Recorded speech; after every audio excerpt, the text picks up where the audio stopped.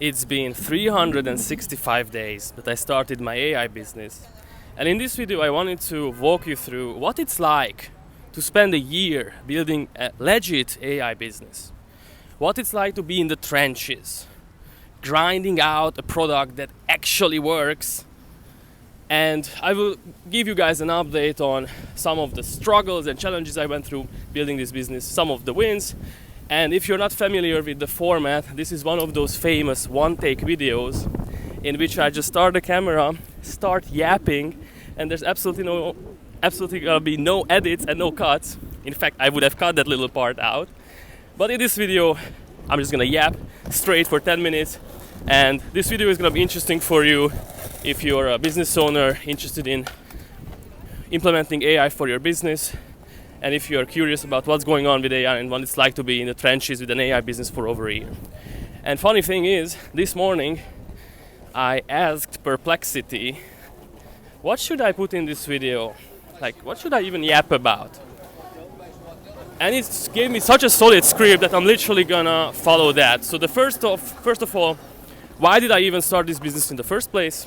Second of all, what were the biggest struggles, biggest challenges of building an AI business? Third, what are some of the wins that I have been able to go through? And then four, next steps for the future.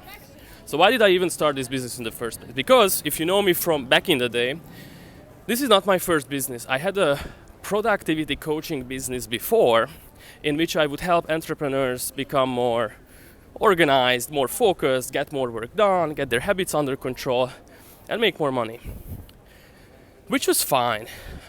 But my clientele slowly became flooded with other coaches, right? Because I know exactly what their challenges are. I can help them. They are in the same business mentoring program as I am.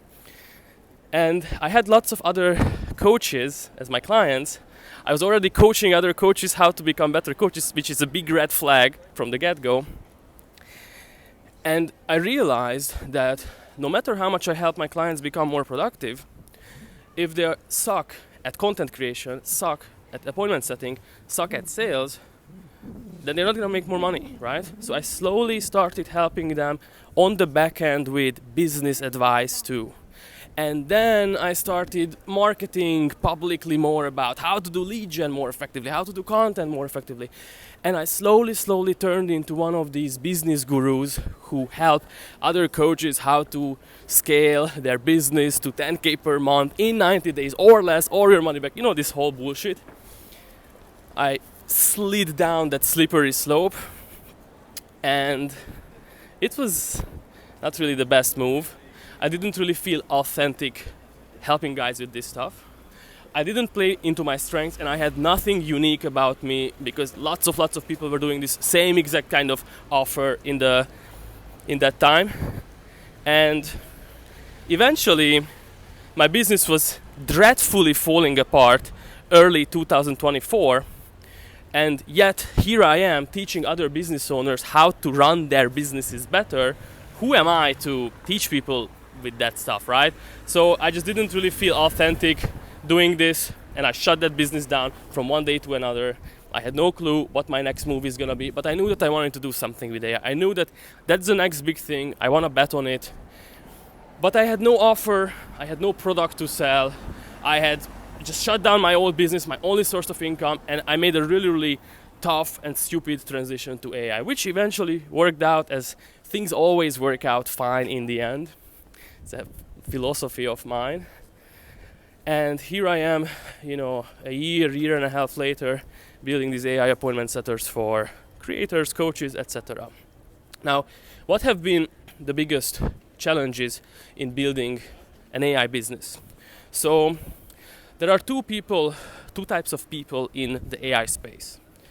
There are the good guys and there are the bad guys. There are the actual value creators and there are the course sellers. So when you look at the whole AI space, don't let yourself get confused. 90% of the AI space is about people who have a very surface level knowledge and understanding of AI, and they just teach you how to start your own AI agency. They just, sell you some bullshit templates, and it's basically an info business with an AI cape or cloak on it. And there's the small majority of people, small majority, what the hell am I even talking about? There's this small minority of people who actually build AI solutions that solve a problem. And that's much harder, guys. My biggest challenge building my AI business in this first year was building a solid product. I was not scaling like crazy. I was not making crazy money. I was in the trenches building an AI agent that actually works, that actually solves a problem without having really any technical skills, any technical background. I never wrote a line of code in my life.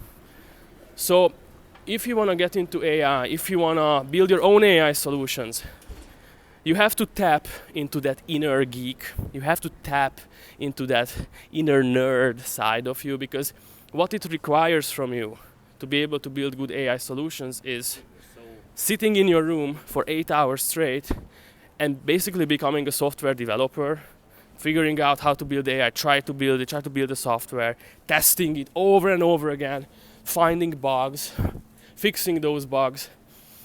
It's a much harder fulfillment than a coaching business where you just record a video course and there are some calls and there's some accountability and that's it.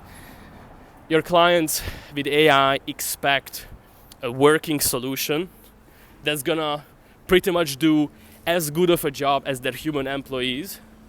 And if you cannot deliver that, they are unhappy. So you have to deliver that. So in this first year, I pretty much spent most of my time building the product, having just a handful of clients that I'm building the product together with. They tell me what they want the AI to do, how they want the AI to work, what features they want, and I was basically building my AI with a handful of clients exactly how they need it and how people in the market need it to solve all of their problems. And now the product is in a really good place. Actually, the last 2 clients that we launched the AI Setter for had a record month in their first month of using the AI agent. One of them made 20K, the other one, booked 80 something calls. So the product is at a good place now. It still has a long way to go, but when it comes to building the type of AI business that's not a course that you sell to kids, to 14-year-olds, but it's an actual AI agent, you have to prepare to lock in and just make a bunch of nerdy stuff so you can buy a Porsche like the one that went behind me. All right. So I have 9 clients now with this AI, and which is a blessing and a curse at the same time. It's a blessing obviously because I have so many people that trusted me and we are delivering them results and we are booking hundreds of calls for my clients every month. But it's a curse as well, because my current bottleneck is serving all of these clients. So essentially the type of offer that I'm giving them, the service that I'm giving them is fully done for you. Everything that they want changed, they can have unlimited changes, they can ask for optimizations, changes, etc. And I do everything for them done for you for kind of a cheap price. So all of my clients pay the high ticket setup fee at the beginning of working together, and now they are on low ticket, like $300 to $500 per month recurring maintenance fees, which is not a lot of money, and it is eating up a huge majority of my time. So I really need to figure out how I'm gonna cut out half of my clients and increase my prices. I basically wanna make the same amount of money with half the work, and that's my current bottleneck with the business. That's kind of the next steps of somehow getting rid of all this client work, increasing my prices to the fucking moon. And so guys, I'm already at a really noisy street, so I'm gonna cut the video down now. If you watched until the end of the video, drop a number from 1 to 10 in the comments. How would you rate my one take skills? I think I'm improving, and see you guys in another video.